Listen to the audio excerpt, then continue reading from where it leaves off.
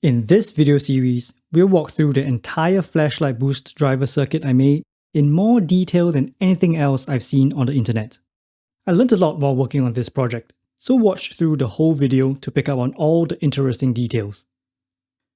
Over a decade ago, I bought my first high-powered LED flashlight. I still use it today, but it's lost its low brightness mode several years ago. I bought this second light to replace it, and these two lights were all I needed. Then, I found the flashlight community.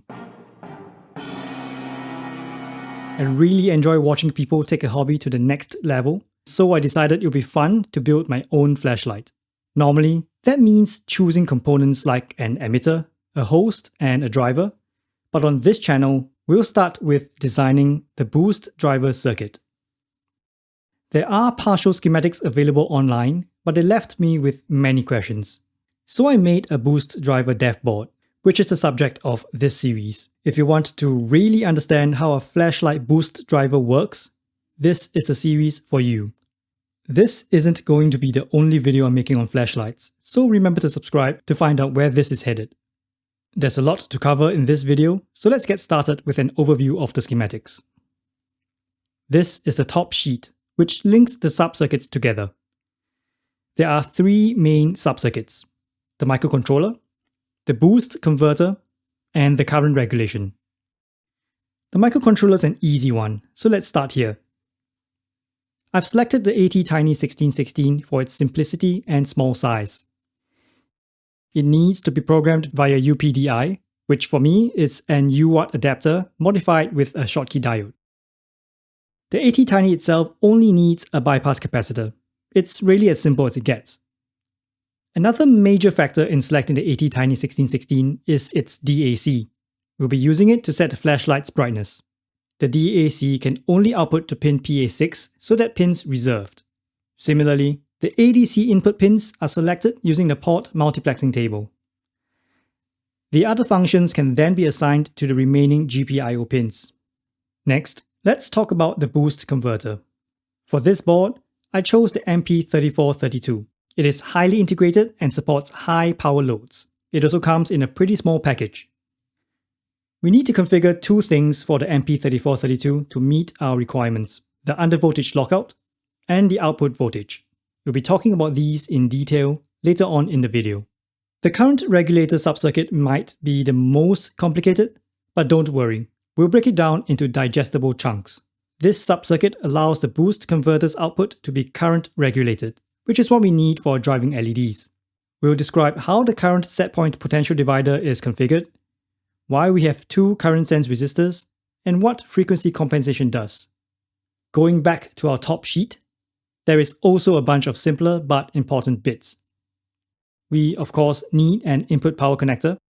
There's a tiny 2.5 volt voltage regulator, which we use for the microcontroller and op-amp. In the next video, we'll also talk about temperature and battery voltage sensing, as well as the power off timer. I've captured these schematics and designed the dev board in KiCad, and have made all the files available on GitHub. There's no lack of space on a dev board like this, so I've simply followed the component layout recommendations if they were available, and placed everything else sensibly. PCBWay offered to send me these boards at no cost, and I've gladly accepted their offer. The boards arrived soon after, and everything was in order, which is really everything one could hope for.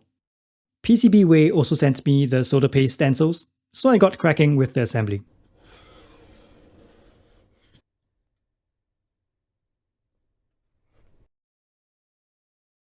I placed the components by hand and reflowed the board using hot air. Here's the board, fully assembled. Of course, it wasn't entirely smooth sailing.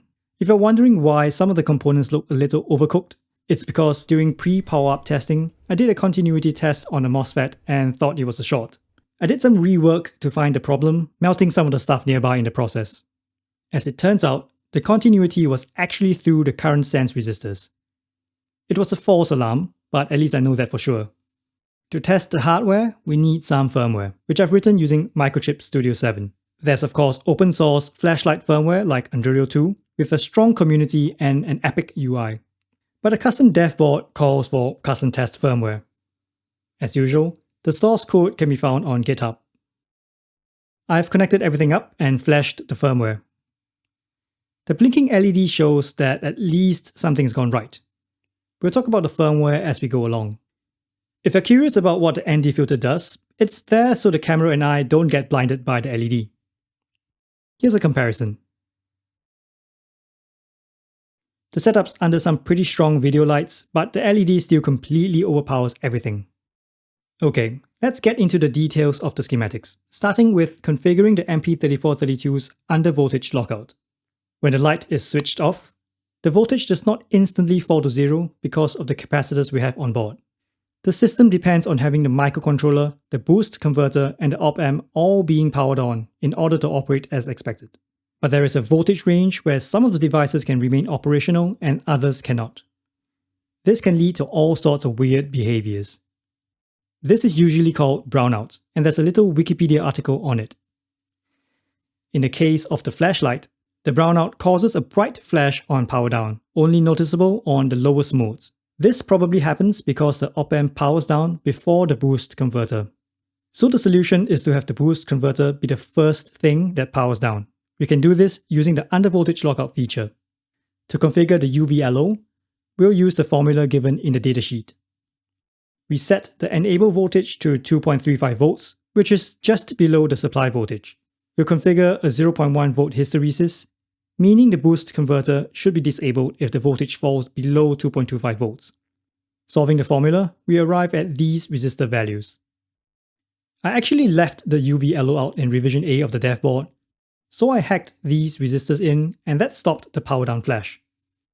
Next, we need to configure the boost converter's output voltage. We're using the Cree XHP 50.3HI, which according to the datasheet needs about 6 volts. Switching back to the MP3432's datasheet, we find a section that tells us how to set the output voltage. I'll use the recommended R1 value of 750 kiloohms. Solving the formula for 6 volts, we get something that sort of works. And that's actually what I did in revision A of the dev board. However, we should also consider how the FV pin needs to be pulled up or down by the op-amp's output during current regulation. This is done through a series resistor, which needs to be included in the calculations. A huge shout out to the Freeman on BLF for reminding me about this. This is the equivalent circuit we need to solve. To do that, we need the boost converter's output voltage range, which I estimated from this LED test plot made by CoF3 on BLF. We also need the op-amp's output voltage range, which we can estimate from the datasheet, and the LDO's output voltage. However, we want the op-amp's maximum output voltage to be below the undervoltage lockout voltage. If you're interested in the math, here's how I solved for the resistor values. Plugging in our variables, we get some numbers. We probably wouldn't be able to find resistors with those exact values, so I chose resistor values that were close enough, making sure that the output voltage range is still acceptable. And we're done. As usual, I'm doing all these calculations in a Python script, which you can find on GitHub. Let's move on to the current regulation circuit. Stripping this circuit down to its basic components, we can see that the op-amp is essentially comparing the current set point with the current flow through the LED and sense resistor. We need to configure the set point potential divider and the current sense resistor so that all the voltages match up and work with the op-amp. Let's run through this process using some plausible values. We first select a ballpark current sense resistance, in this case 10 milliohms. I'm estimating a peak LED current of 6 amps, which is above the maximum drive current in the datasheet. By going back to the LED test plot on BLF, the XHP 50.3HI can be driven to over 12 amps.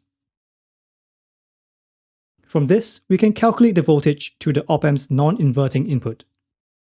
We need this same voltage on the inverting input when the DAC is at its maximum output, which is 2.5 volts.